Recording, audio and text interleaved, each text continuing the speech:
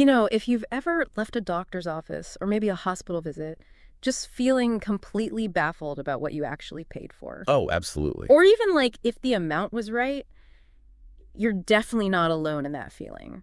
Healthcare costs can seem, well, mysterious. They really can. It adds this whole layer of financial stress right when you're worried about your health. Exactly. And that confusion, it's incredibly common. Our sources for this deep dive, we've got this stack of articles, research papers, notes on billing, accreditation, all that stuff. They really suggest that figuring this out isn't just about the money. No, it's about peace of mind, really, Yeah. and feeling like you're actually in control as a patient. Right. So our mission today is to try and cut through some of that confusion. We're going to pull out the key insights from all this material. The important nuggets. Yeah, the nuggets to help you feel genuinely well-informed about both the quality side, the standards behind the care, and the practical side, the costs and the bills. Okay, let's dive in. Where should we start? Maybe with the foundation. Quality. Good idea. So how do we even know if a hospital or clinic is, focused on quality and patient safety? That's where accreditation comes into play. Think of it like a formal review process.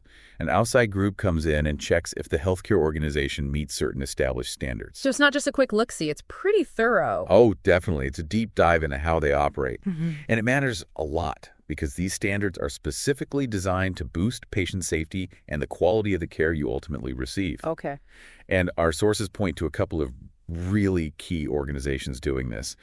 Globally, there's Joint Commission International, JCI. JCI, I've heard of them. They sound significant. What's their main focus? They are a big deal internationally, yeah. Their mission, based on what we read, is all about enabling and sort of confirming the highest standards in healthcare quality and patient safety everywhere, for everyone. Wow, everywhere. Well, they operate in over 70 countries, Mm. Asia, Europe, Middle East, Africa, Latin America. They've credited or certified over 1,000 programs worldwide. They're known for developing some really rigorous international standards. And what do those standards actually do for someone like me, the patient? A huge part of it is their international patient safety goals, the IPSGs. These target specific problem areas, things like preventing infections you might get in the hospital, or making sure doctors and nurses communicate clearly about your care. Okay, so concrete safety improvements. Exactly. The sources suggest that meeting these goals really helps hospitals become more reliable, more consistent in how they deliver safe care. Did the sources mention benefits for the hospitals too? I think I saw something about team building. Yes, absolutely. Things like better coordination, better communication between staff members, which, from a patient's view, that could mean fewer errors, fewer delays. Makes sense. It's also seen as driving continuous learning, giving them a competitive advantage, building trust in the community. And importantly, it helps them manage risks better, organize their safety efforts, and really build a culture where patient safety is just core. Right. If a whole team is focused and working together safely, you'd expect better results. And JCI isn't just a one-off check, is it? They have ongoing things. Correct. It's not just get accredited and you're done. They have things like continuous accreditation models to make sure those high standards stick over time. It's an ongoing commitment. Okay. Now, if we shift the focus a bit, specifically to India, our sources also talk a lot about NABH. That's the National Accreditation Board for Hospitals and Healthcare Providers. NABH, so is that like the Indian version of JCI? In function, yes, but it's specifically for India. NABH is actually part of the Quality Council of India. Its whole purpose is setting up and running accreditation programs for healthcare organizations within India. And how does NABH approach things? Is it tailored to India? Yes, it's designed specifically to meet the needs of healthcare consumers in India and to set benchmarks that make sense for the Indian health industry's progress. So you've got JCI globally and NABH domestically, both pushing for high standards. It sounds like a pretty big undertaking for a hospital to actually get accredited by either of them. Oh, it really is. The sources definitely note it takes significant effort. Sometimes hospitals even bring in external help. Companies like Supreme Medic were mentioned, for instance. What did he do? They offer consultancy services to guide hospitals through the NABH process, or NABO for labs. It's often part of wider services like planning, designing facilities, even infrastructure like operating theaters. It just shows that achieving and maintaining quality is complex. Okay, that paints a clearer picture on the quality and safety side. But let's switch gears to the money side. The cost of actually getting that care. Consultation fees, that's usually the first thing you encounter, right? Right. And this is where, like you said, so many people feel lost. Walking out wondering, did I pay the right amount? What was that actually for? Understanding this is crucial for your peace of mind. Totally. So when you pay that fee for a doctor's visit, what are you typically paying for? What do the sources say is usually included? Generally, that standard consultation fee covers a few key things. It's the doctor's time with you, obviously. It includes a preliminary clinical checkup. Okay. It also covers general medical advice, maybe writing a prescription if you need one, and sometimes immediate, simple paperwork, like a basic sick leave note. Right. But crucially, what does it not cover? What are the things that often get added on top? That's a really important distinction. That initial fee almost never includes diagnostic tests like blood tests, urine tests, x-rays, scans. Those are extra. Okay. It also doesn't usually cover procedures, even minor ones like an injection or removing stitches during the visit. Any medicines you buy are separate. And follow-up visits, usually not included unless they specifically say so. So the fee is really for the consultation itself, the assessment and advice, not the tools or treatments used. Precisely. The sources gave some typical price ranges, I think mostly for India. What sort of figures did they mention? Yeah, they gave some ballpark figures. A general physician consult might be anywhere from, say, 200 to 800. Seeing a specialist, that could range from 500 up to 2,000, maybe even more for very specialized fields. And follow-ups. Follow-ups are sometimes free or discounted, but usually only if it's within a short window, like 5 to 10 days. And then you have the costs for tests on top of that, which vary wildly. Basic blood count might be 150, but an ECG or a scan could easily be 2,500 or much more. Wow. Oh, and there might be an extra emergency fee too, maybe 500 to 2,000 more if it's an urgent visit or outside regular clinic hours. That's a huge variation, even within just the consultation fee. What drives those differences? Why is one doctor 500 and another 2,000? Several things factor in, according to the sources. The type of place you go is a big one. A small general clinic usually charges less than a big, fancy, super specialty hospital. Right. Sources mention, like a GP might be 300 to 1,000 in a clinic, but a specialist in a major hospital could be 1,500 to 5,000 plus. So bigger place, bigger bill, often. Often, yeah. Higher overheads, more specialized equipment available, etc. Then there's the doctor's own background, their qualifications, how much experience they have. A very well-known specialist will likely charge more. Makes sense. Location, too. Location definitely matters. Fees in big cities are generally higher than in smaller towns. And does how complicated my problem is affect the price? It can, yes. If your consultation takes much longer, involves really complex discussions, or the issue itself is very intricate, the fee might be higher to reflect that extra time and expertise. And like we said, any extra services used during the consult test, procedures, those get added separately. And there's a big difference between government and private options, isn't there? Oh, massive difference. Government hospitals often have very low consultation fees, sometimes even free. But the trade-off is usually much longer waiting times, maybe less choice in specialists, fewer comforts, Right. private clinics, and hospitals.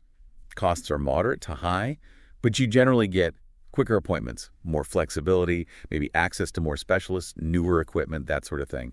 It's a balance people have to strike. Okay, so that covers the initial doctor's fee, but bills can get way more complicated, especially if you have tests, procedures, maybe a hospital stay. Let's unpack the overall healthcare bill. Yeah, this is where things can get really confusing if you don't know the terms. The sources break down some key concepts you might see. They often distinguish between facility fees and professional fees. Facility and professionals, what's the difference there? Sounds like they could overlap. It can seem that way, but think of it like this. The professional fee is for the doctor's or surgeon's actual work, their expertise, their time diagnosing or treating you. Okay, the person. Right. The facility fee covers the cost of using the place, the hospital or clinic itself. The room, the operating theater equipment, the nurse's time supporting the procedure, the basic supplies, the building overheads.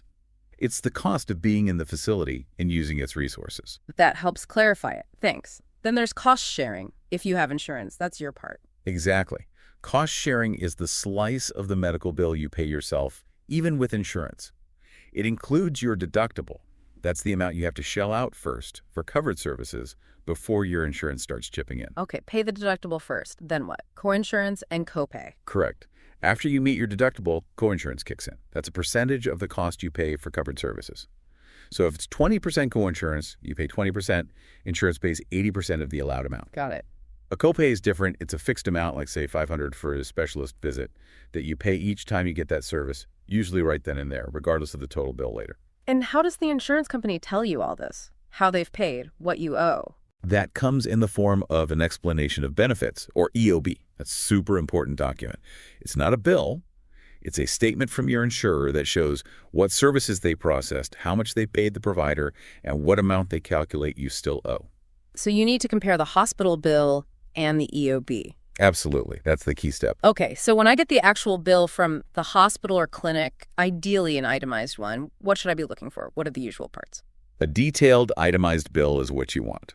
The sources say it should break everything down. You'll see the basic consultation charge, then separate line items for any additional services, and tests, every lab test, every scan, every procedure listed with its cost. Right. There might be administrative charges for registration, medical records, that kind of thing. Yeah.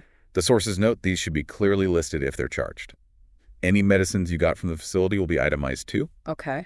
And if you were admitted, you'll see hospital charges, room rent, meals, nursing care, specific treatments you received during your stay. It really sounds like getting that itemized version is non-negotiable. It really should be. The sources strongly emphasize that you have a right to see exactly what you're being charged for. Understanding your bill starts with requesting that detailed list. Then, you need to actually read it carefully. What am I checking for? Check the dates are right. Check that the services listed match what you actually received. Look closely at the charges for each item. Does anything seem off? Then, crucially, compare it line by line with your insurance EOB. Do they match up? And if they don't? Or if something just looks weird or wrong? Pick up the phone. Ask questions. Call the hospital's billing department. Call your insurance company. Don't just pay it if something feels off. Yeah. The sources even flag common billing errors to watch out for. Oh, like what sort of mistakes? Duplicate charges are a classic one, being billed twice for the exact same thing. Another thing mentioned, which sounds a bit more serious, is upcoding. That's when a provider might bill using a code for a more expensive service than what you actually got.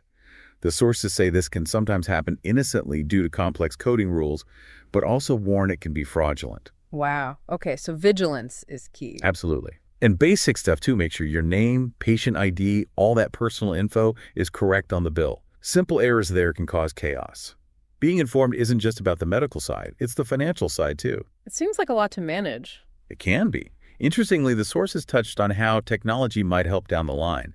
They mentioned AI potentially playing a role in billing. AI, how? Things like AI-powered chatbots answering billing questions automatically, using predictive analytics to maybe flag potential errors before the bill even goes out, or even giving patients more personalized cost estimates based on their specific insurance plan. That would be helpful.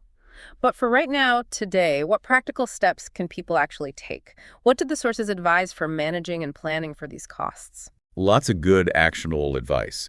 Before you even go for a visit, especially if it's a specialist or a big hospital, just ask about the consultation fee up front. Call them. Okay, just ask. Yeah. And if you can, try to get a billing code for the planned service and maybe a rough cost estimate from the provider's office. And definitely check with insurance beforehand. 100% essential. Call your insurance company.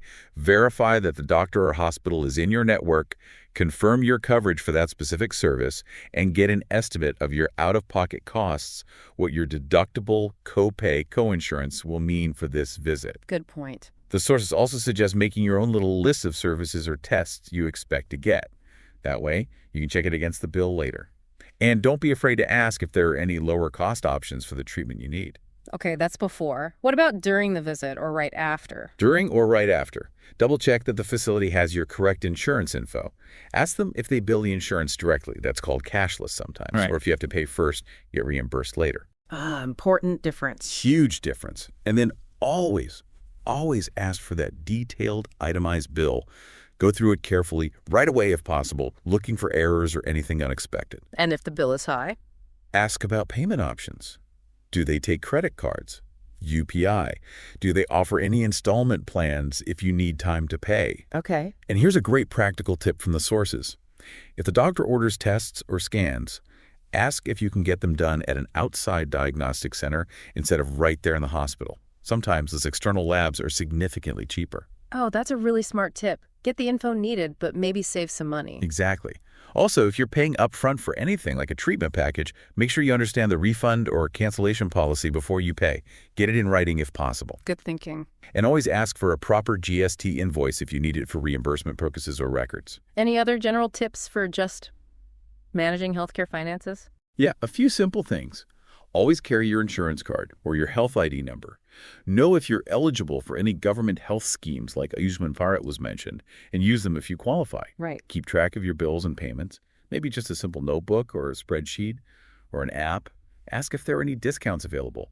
Sometimes places offer discounts for senior citizens, for example. Worth asking. Definitely.